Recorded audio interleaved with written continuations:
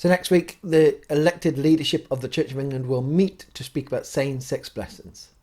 But will the church split over this?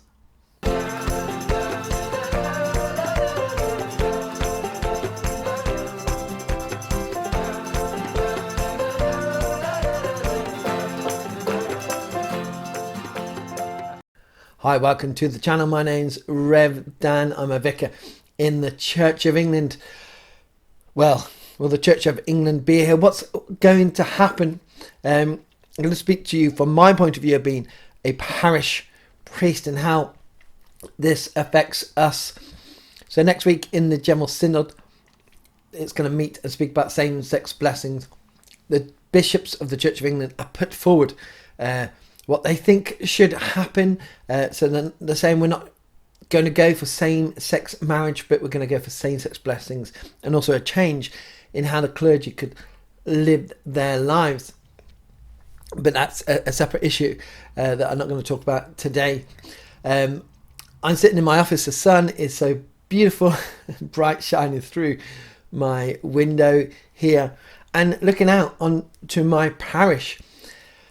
And so we got this, our General Synod meeting. So we got the House of Bishops, we got the House of Clergy, which is elected from all the dioceses across the country. They put forward a certain amount. Same with laity, that's our congregations.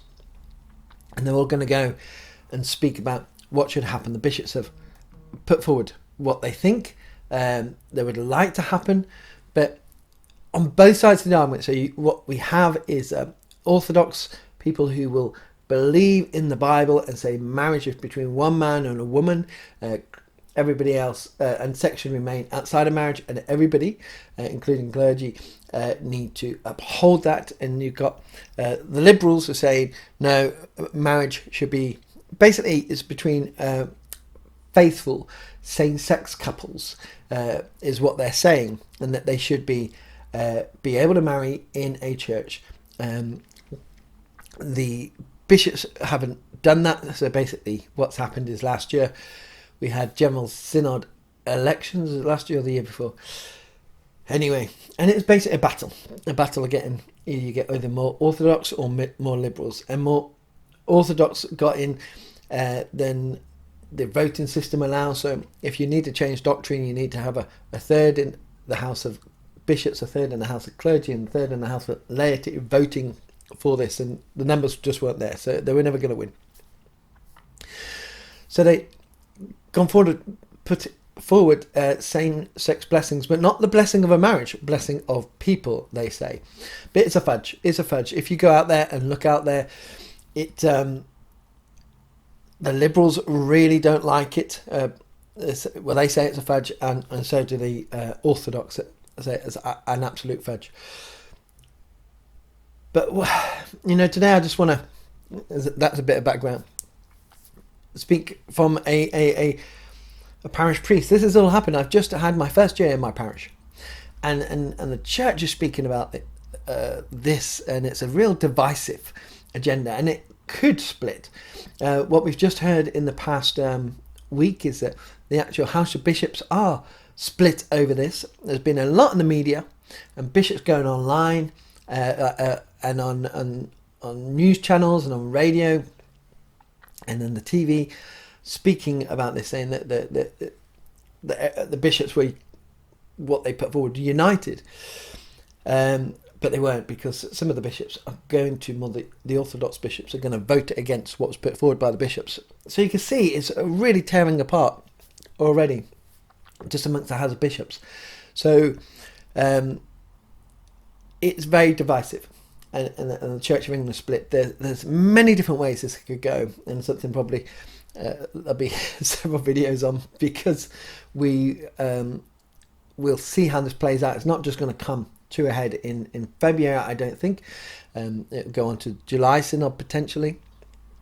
There's going to be campaigning on either side. There's different options that people can go down. At the moment, we had two different provinces. You have the province of York and the province of Canterbury, north and south. Talk about speaking for the Orthodox, for a different province, a third province, where you can have Orthodox bishops and many clergy who are in diocese, in areas where their bishops are liberal and the clergy are orthodox, and vice versa. So you can see there's a lot of division, and how does this play out in the real world? But like I said, I've been here in my role, a new role, for the past year, and I said even in my previous church, this is something that the church has to speak about and understand where we are, because there are different thoughts on this. But this living in love and faith process, and that's what it's called, living in love and faith, having conversations about human sexuality, has been going on 6 or 7 years. And in the midst of that, we've had COVID. And I remember being in my previous church and speaking about this, and they still wanted to carry on, and we were having meetings, and they wanted us to have our thoughts. And I was like, you know what? Why are we not postponing this? We're coming out the midst of this pandemic, and we look back now and we see, that it's not just a pandemic, but there's other things that are continued as well. And the church was just speaking about living in love and faith. And I said, why don't we just postpone this, to people in the diocese when we had meetings, and concentrate on being there for people, recovering as a church. A lot of people about the Church of England attendance pre-COVID to post-COVID dropped by 30%. And reaching out to those who are most vulnerable still, and doing what a church does. And but the process went on, and we, I come in this role, and still, like last year, and I remember meeting with our bishop when he came to our deanery, so our area churches, and speaking also about this is a case of why didn't we postpone this even for a year? There was stuff happening, the war in Ukraine, and now we see how it's all playing out, and now we've got the cost of living crisis, we've got all this, and the church is just really being divided by something which could not be kicked into the long grass, but just postponed. And I think a lot of people would understand on both sides that the church has a job to do, and a real spiritual job in the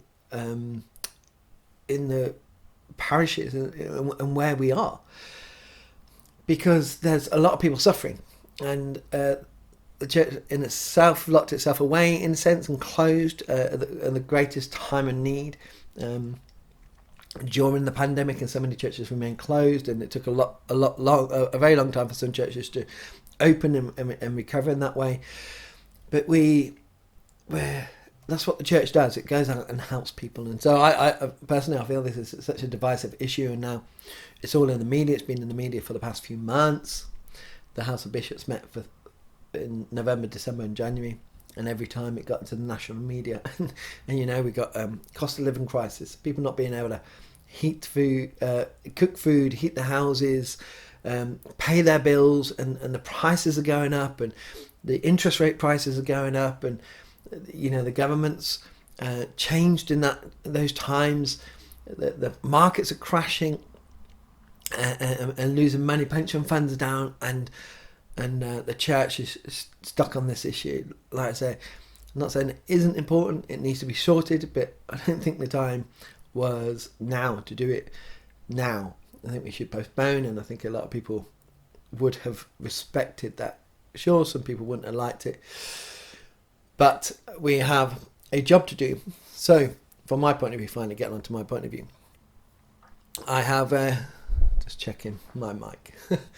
So I've been in parish post for a year in this parish, and from my point of view, we're trying to build up our church, trying to build up our relationships with the parish, and of course in the parish, 6,500 people, you have a range of views, and what we want to do is be there for our parish, and to find the need and the help, and to go out and proclaim the gospel of Jesus Christ to people, for people to come and know him.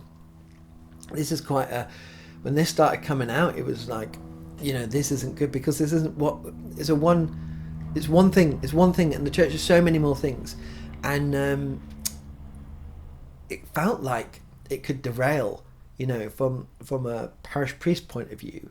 It felt like, why are the bishops doing this now and pushing such an agenda? It was interesting that the Liberal bishops were very loud in the media, and and the Orthodox bishops weren't. And I think that's because they told them to be quiet, I guess. But news outlets want to speak to bishops, and so the bishops went on, but not the Orthodox ones, and so only one side of the story came out in that sense. So it made a situation kind of just seem that this is what's going to happen as well, that this is the way the church going forward, and it wasn't. Nothing was decided about whether actually same-sex blessings do actually go through. It's still got to be discussed, and then it could be voted down, from what I believe. But we're as a church building up relationships, and really just at a cusp.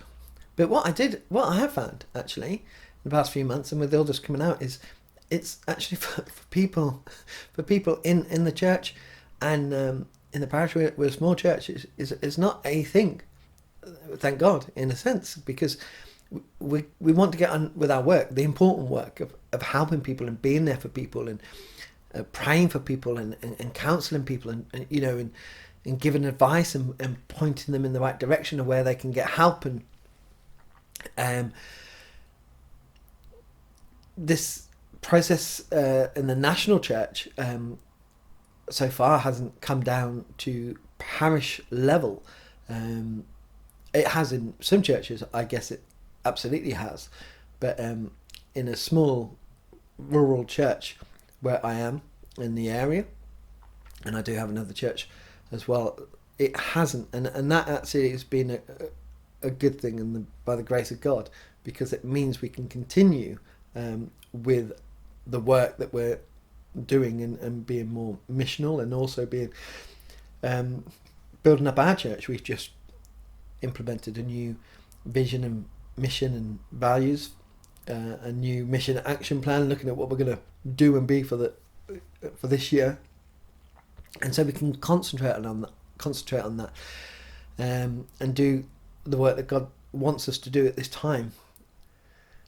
But we still have to go through next week, and you could only describe it in a sense of shenanigans going on with the bishops, and that they're not actually united and actually divided. We have to go through another week of national headlines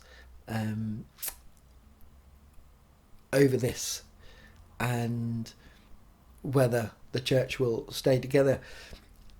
And as priests across England and in this church, we all hold our views. Some will be very sure, some will be unsure, some will be on the fence and not quite sure which way they really feel about this, and some just want to get on with their job. But it's bringing it to a head, and so we have to see what is going to happen. Well, do I think the Church of England split? To be honest, I think it has already. I think it really has shown real difference of opinions that are irreconcilable. You got the Archbishop of York, and I think of London, Oxford in my diocese. There's a few others around who come out now in favour of same-sex blessings and even marriage. The Archbishop of Canterbury, it seems like he would do it if he could, but he won't. It's more likely to split up the Anglican Communion, which are 75 million Anglicans around the world. Mostly all of them, a small percentage in the whole lot, are Orthodox on this, and would see that the mother church, as the Church of England has fallen, and would not be in relationship anymore, but would pray for the Church of England, and so it would split definitely the Anglican Communion.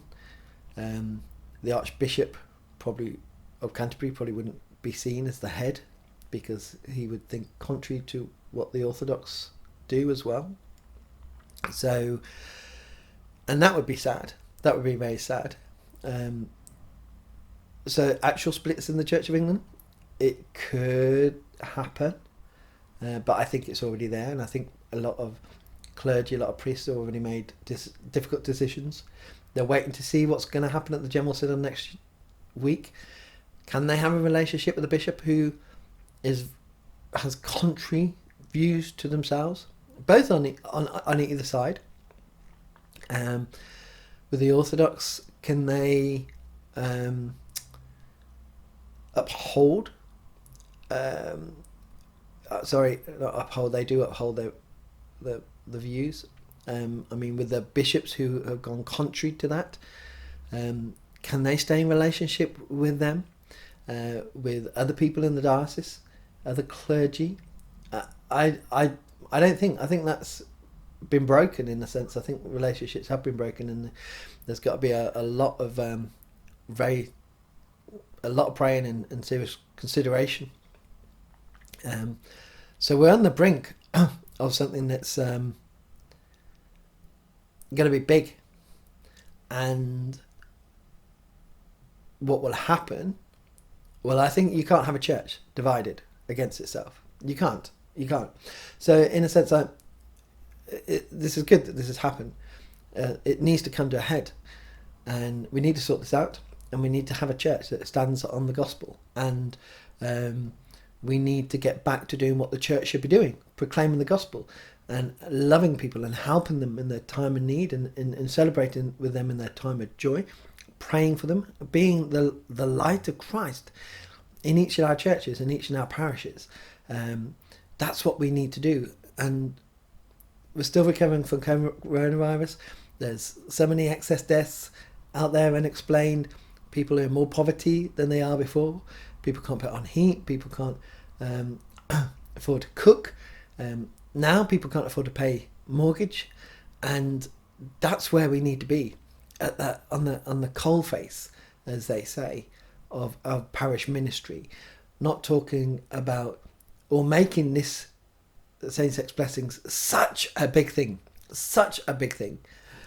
because the people who would want to come to the church for same-sex blessings would be quite a small percentage, and that's not diminishing them, but the people in trouble at the moment is rising every day, and we need to be there for them, and we need to focus on what God's calling us to do. Where I stand on this, well,